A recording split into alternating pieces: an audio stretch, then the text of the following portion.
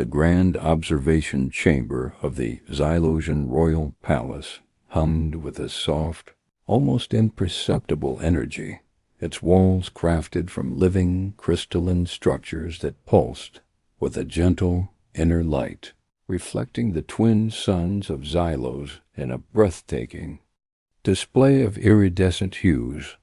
Princess Lyra, her skin shimmering with a faint pearlescent glow, a hallmark of the ancient Xylosian bloodline, stood before the vast holographic display, her crimson eyes, usually placid and unreadable, fixed intently on the images unfolding before her. Her people, known across the vast expanse of the cosmos as the Sanguine Sovereigns, were a civilization of immense antiquity and profound power, their existence intricately linked to specific organic compounds found within the lifeblood of sentient beings, compounds they meticulously and ethically synthesized from willing, often eager donors, a practice that had long ago replaced the more primitive, less refined methods of their distant ancestors. This current display was part of a meticulously curated galactic survey, a process of evaluating newly discovered or recently emerging species for potential diplomatic relations, resource exchange, and the expansion of the Xylosian sphere, influence always with an eye towards mutual benefit and sustainable interaction. On the screen, a new species was being assessed. Humans, beings from a distant, vibrant blue world, who had only recently begun to stretch their reach beyond their home system. The particular human being observed now was a warrior, a male named Kalen, and Lyra found herself unexpectedly captivated by his movements. He was participating in a highly advanced simulated combat exercise designed to test the limits of physical and mental endurance against a formidable multi-limbed robotic drone, a construct known for its adaptive AI and overwhelming force. Most species, even those with centuries of combat training, struggled against such a foe, often resorting to brute force or predictable maneuvers that the drone quickly countered. But Kalen was different. He moved not just with strength, but with a fluid, almost impossible grace, a dance of controlled power and surprising agility that defied the drone's advanced programming. He didn't just meet its attacks. He anticipated them, sidestepped them, and then, with a sudden, explosive burst of energy, exploited weaknesses that even the Xylosian analysts had not immediately identified. He wasn't simply reacting. He was ingenious, adapting on the fly, learning the drone's patterns within moments, and then twisting those patterns against it. He used the environment, the drone's own momentum, and even feigned weaknesses to draw it into traps, demonstrating a cunning that was both primal and remarkably sophisticated. Lyra, who had witnessed countless such simulations involving myriad species, felt an unfamiliar jolt, a spark of something akin to fascination igniting within. Her ancient soul. Her kind rarely displayed overt emotion, their long lives having taught them a profound sense of detachment and strategic patience. Yet Kellen's raw, unbridled tenacity and his almost artistic approach to combat stirred something deep within her. His face, visible in a magnified inset, was etched with a fierce determination, sweat beading on his brow, his eyes alight with a focused intensity that spoke volumes of his inner fire. He was not merely surviving. He was thriving under pressure, pushing his limits and finding innovative solutions where others would simply falter. The drone, despite its superior technology, was being systematically dismantled, not by overwhelming force, but by sheer, unyielding human ingenuity and an almost reckless bravery. Lyra's usually serene expression softened almost imperceptibly, a subtle shift in the angle of her head, a slight widening of her crimson eyes. Beside her, Queen Seraphina, Lyra's mother and the reigning monarch of the Xylosian Empire, a being of immense power and ancient wisdom, observed her daughter's reaction with quiet interest. Seraphine's own gaze flickered between the human warrior on the screen and Lyra, a faint, knowing smile playing on her lips.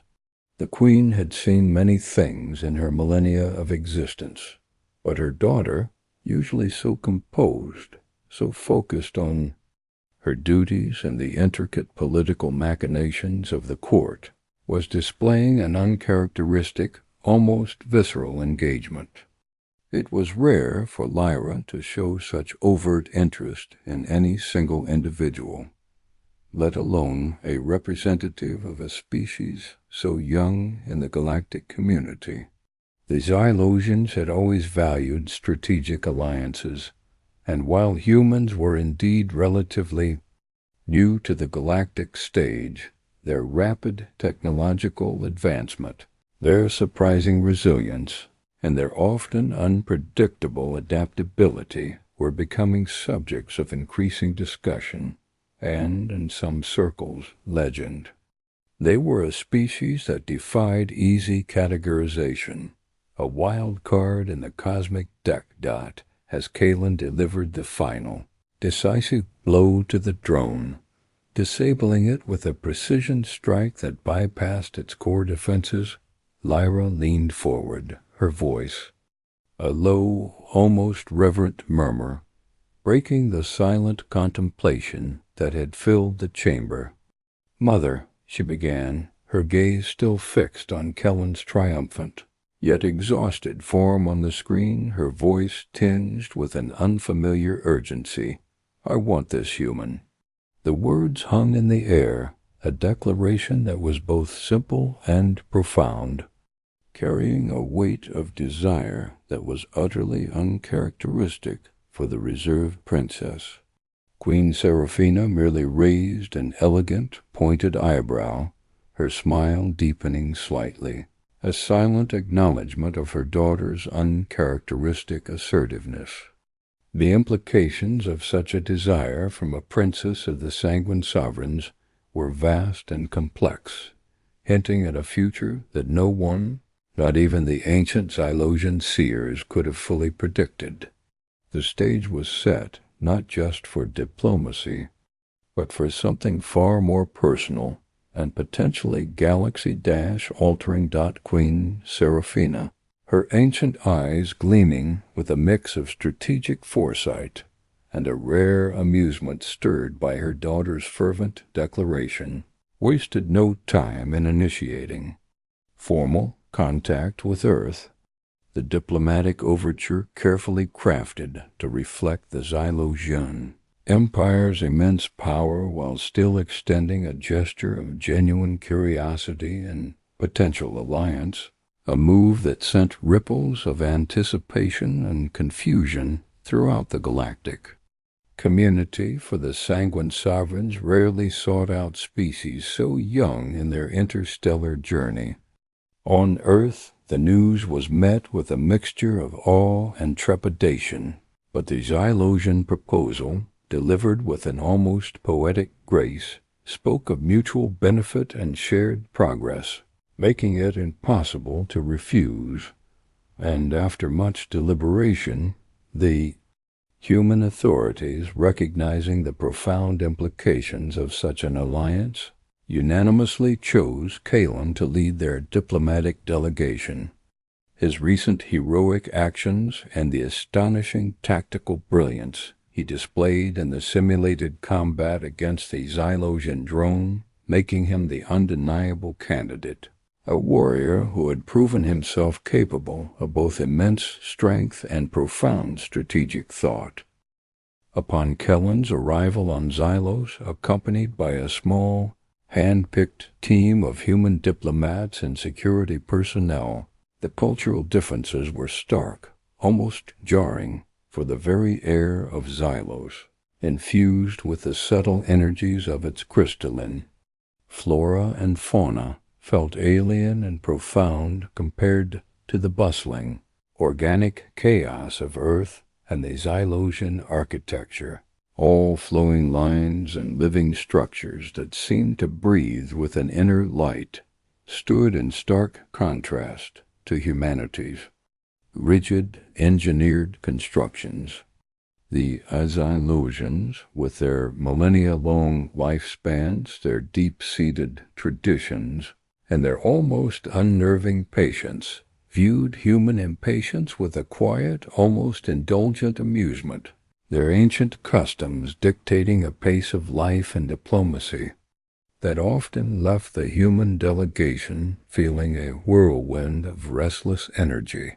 Kalen, however, quickly proved he was far more than just a formidable warrior. He was articulate, his words chosen with a surprising precision that belied his combat-focused background, and he possessed an almost unnerving observational acuity, noticing subtle shifts in Xylosian body language and courtly etiquette that even seasoned human diplomats might miss, allowing him to navigate the intricate social landscape with an unexpected grace.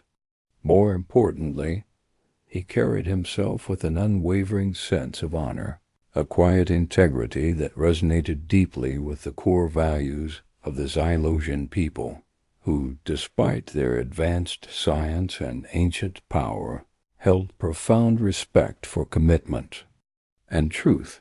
Princess Lyra, assuming the role of Kalen's primary liaison, found herself increasingly drawn to his candidness, to the directness of his gaze, and to the raw, unyielding intensity that seemed to emanate from him, an intensity that was both captivating and, to her ancient instincts, deeply intriguing. She observed him during formal meetings, during casual strolls through the palace gardens, and even during the quiet moments when he believed himself unobserved, always finding something new to fascinate her, a quick wit, a moment of profound empathy, or a flash of that fierce determination she had first witnessed in the holographic feed. During a formal banquet, a lavish affair, held in a grand hall that seemed to stretch into infinity, a minor political scuffle erupted with a delegation from the Vorlag Imperium, a notoriously aggressive and expansionist species known for their volatile tempers and their tendency to resolve disputes through displays of force. What began as a heated verbal exchange over contested trade routes quickly escalated, with a hulking Vorlag diplomat making a sudden, threatening move towards a Xylosian dignitary, his clawed hand reaching for a ceremonial blade. The Xylosian guards, trained for centuries in precise, measured responses, were poised, but Kalen, without hesitation, reacted with a speed that startled everyone present. He moved with a blur of motion, not towards aggression, but towards de-escalation, utilizing his tactical brilliance and surprisingly swift movements to intercept the Vorlag diplomat, not with a punch or a kick, but with a precise, almost imperceptible shift of his body that redirected the Vorlag's momentum, causing him to stumble harmlessly, his hand missing the blade. Kalen then placed himself calmly, yet firmly, between the two parties, his posture radiating a quiet authority that seemed to momentarily stun the enraged Vorlag, his voice, though low, carrying a surprising weight as he spoke a few carefully chosen words about the sanctity of diplomatic immunity and the wisdom of peaceful discourse. He didn't resort to violence, yet he completely diffused a volatile situation, preventing what could have easily spiraled into a major diplomatic incident. And in doing so, he earned the quiet, almost unspoken respect of the Xylotian Guard, who nodded subtly in his direction, an honor rarely bestowed upon outsiders. Lyra watched the entire exchange, her crimson eyes narrowed slightly, a slow, almost imperceptible predatory smile touching her lips. He wasn't just a fascinating specimen, a curious new species. He was protective, instinctively stepping into danger to shield others, and he possessed a profound understanding of how to wield power without resorting to overt aggression. The notion of him as a potential consort, which had been a fleeting, almost whimsical thought in her mind after seeing him on the screen, solidified into a burning, undeniable desire, a conviction that this human, Kylan, was precisely what she wanted, and what her ancient bloodline needed. The diplomatic dance had begun, but for Lyra, it was already transforming into a very personal pursuit, one that promised to challenge the very foundations of Xylotian tradition. The intricate diplomatic talks between humanity and the Xylotian Empire progressed with a surprising fluidity. Despite the vast cultural chasm that separated the two species, a testament to Kellen's adaptable nature and Lyra's subtle guidance, finding common ground on several crucial interstellar trade agreements that promised mutual prosperity and robust defense pacts aimed at safeguarding both their territories from the ever-present threats of the chaotic galaxy, particularly the aggressive incursions of the Vorlag Imperium, whose recent diplomatic blunder had only solidified the need for stronger alliances. As the official negotiations moved forward, filling the grand halls of the Xylotian Palace with the measured tones of interspecies discourse, Princess Lyra's personal agenda, however, became increasingly clear, a subtle yet undeniable force that began to overshadow the formal proceedings, her crimson eyes often lingering on Kaelin with an intensity that went beyond mere diplomatic interest, a silent declaration that spoke volumes to those who understood the nuances of Xylotian courtly behavior. She orchestrated their private meetings with a calculated precision, ensuring their conversations extended beyond official reports, delving into discussions about human history, Xylotian philosophy, and the very nature of existence, each interaction drawing them closer, weaving an invisible thread between the ancient princess and the human warrior. One evening, under the soft, pulsating glow of the palace's bioluminescent gardens, Lyra invited Kaelin to a secluded pavilion, its crystalline walls shimmering with the reflected light of Xylus's binary suns, creating an atmosphere of ethereal intimacy. There, amidst the fragrant alien flora that unfurled in delicate, luminous patterns, she bypassed all diplomatic pleasantries, her usual regal composure giving way to a directness that was both startling and utterly disarming. Her voice, usually a melodic hum, deepened to a silken purr, resonating with an ancient power that seemed to vibrate through the very air. "Human Kaelin," she began, her gaze unwavering, holding his own with an almost hypnotic intensity, "my people are long-lived. Our existence spans millennia. Our bonds, once forged, are unbreakable. We do not enter into alliances, or indeed into any significant commitment, lightly." She paused, allowing her words to settle, her eyes scanning his face, searching for any flicker of understanding, any hint of his thoughts. I have observed you. I have studied your species, your strengths, your spirit, and I desire you. The word hung in the air, potent and unexpected, carrying a weight of meaning that transcended mere physical attraction, hinting at a profound, almost spiritual connection. Not just as an ally for my people, though that is a valuable outcome. Not merely as a respected diplomat, though you have proven yourself exceptionally capable. I desire you as a consort. I want you to be my husband. Kalen was stunned. The words hit him with the force of a physical blow, though no harm was intended. He, Kalen, a human warrior from a relatively young, still developing species, standing on an alien world, being proposed to by an alien princess, a being of immense power and ancient lineage. It was a scenario so far beyond anything he could have conceived that his mind struggled to process it. He had faced down monstrous creatures, navigated treacherous battlefields, and survived impossible odds.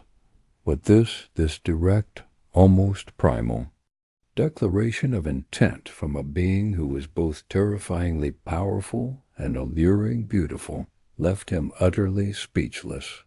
He respected Lyra's directness, her absolute honesty, and he couldn't deny the powerful, almost primal draw he felt towards her, a magnetism that had been growing steadily since their first encounter.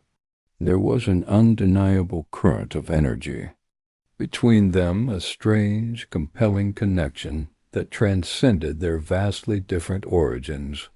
Yet the cultural chasm was immense, a gaping void filled with centuries of divergent evolution, different societal norms, and fundamentally distinct biological needs. Could a human truly integrate into the ancient, vampiric society of the Xylosians, a society whose very existence revolved around specific organic compounds, even if ethically synthesized? What would such a union mean for his own people, for his own identity? The question swirled in his mind, a chaotic storm of possibilities and impossibilities.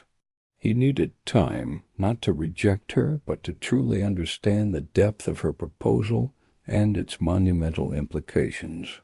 He managed to find his voice, his tone respectful, though tinged with a raw astonishment. "Princess Lyra," he began, "your proposal, it is an honor beyond words, but it is also ... profound. I need time to consider its full weight, to understand what such a union would truly entail for both our peoples and for us." Lyra granted his request with a slow, knowing smirk, her crimson eyes gleaming with a quiet confidence.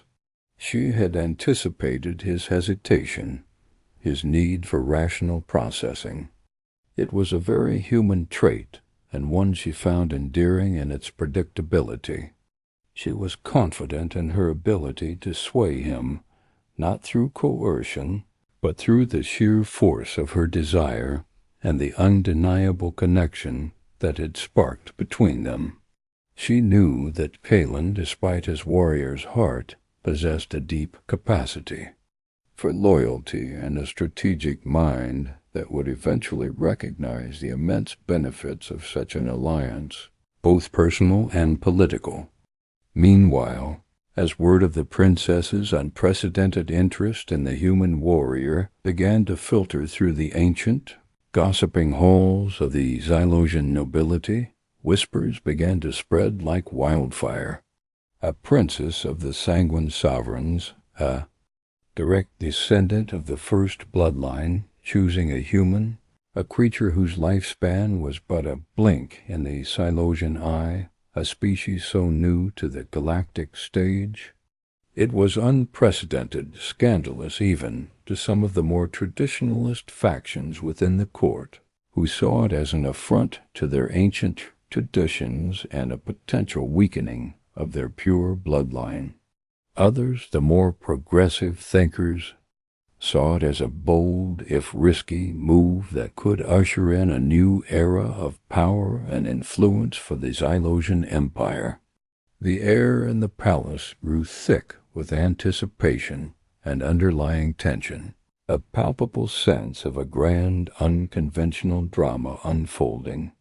With Kalen, the human warrior, at its very heart, unaware of the full extent of the political maelstrom his presence had stirred, and the profound choice that now lay before him, the pressure on Kalen mounted with each passing Zylosian cycle, a silent, invisible weight that pressed down on him. From all sides a complex tapestry woven from the expectations of his own species and the ancient, intricate politics of the Zylosian court. His human delegation, while initially bewildered by the sheer audacity of Princess Lyra's proposal, had quickly shifted to a stance of cautious optimism, seeing the immense potential for a powerful, unprecedented alliance that could elevate humanity's standing in the galaxy and provide invaluable protection against aggressive threats, a strategic boon that outweighed the cultural eccentricities of the Zylosians.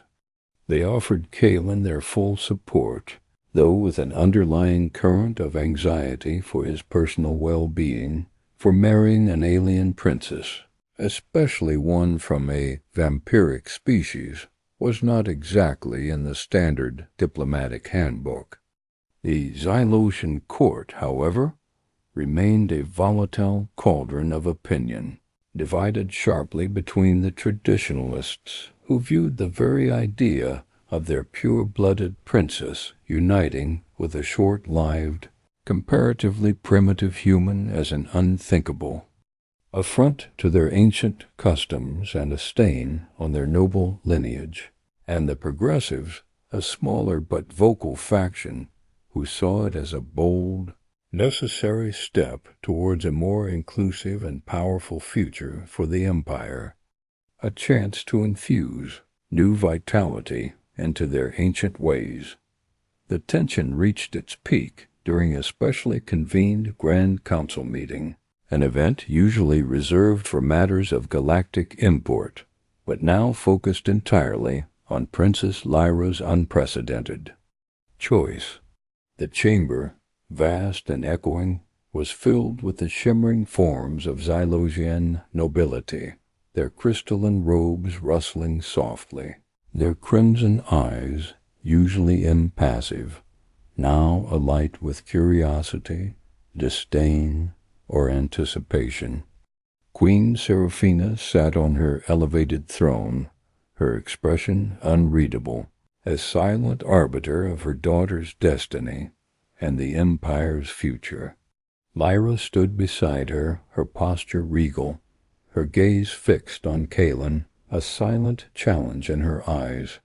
As the proceedings began, a dissenting noble, Lord Vorian, an elder of a particularly conservative bloodline, rose, his voice a low, guttural rumble that carried through the hushed hall.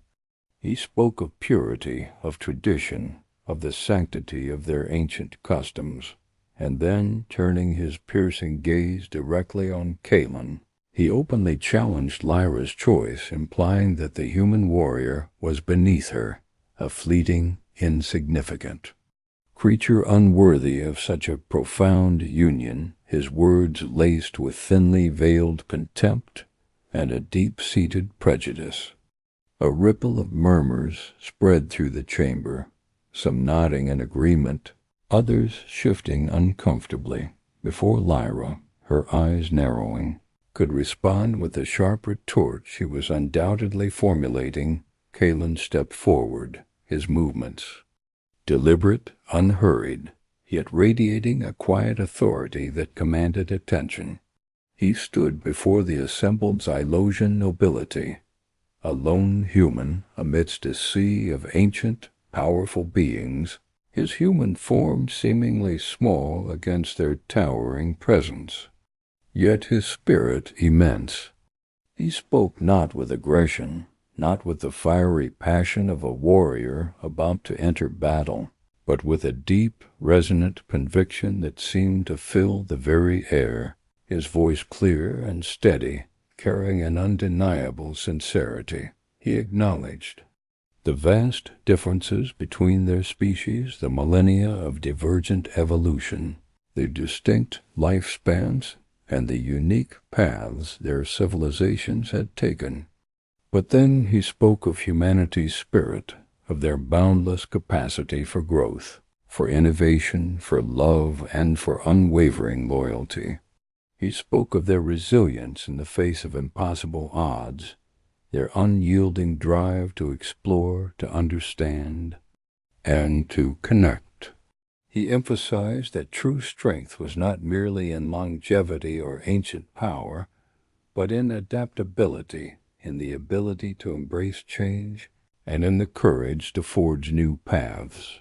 He spoke of mutual respect, not as a diplomatic platitude, but as the very foundation of any lasting bond, and of shared purpose, highlighting the common threats they faced and the immense potential for a future where two vastly different species could not only coexist but thrive together, each bringing unique strengths to the other.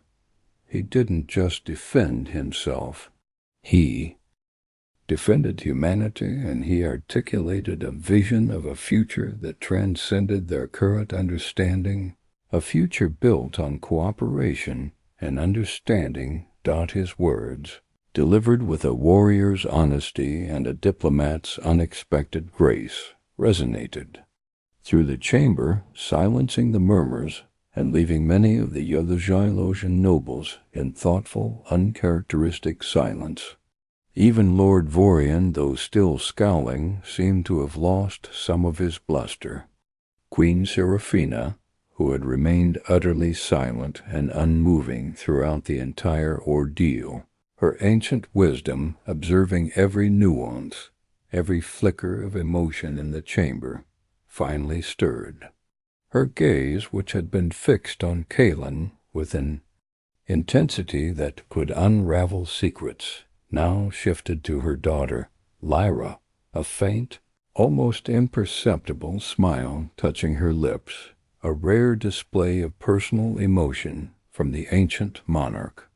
Then her eyes returned to Kaelin, and she slowly, deliberately, rose from her throne. The movement was slight, yet it commanded absolute attention, the very air in the chamber seeming to hum with her power.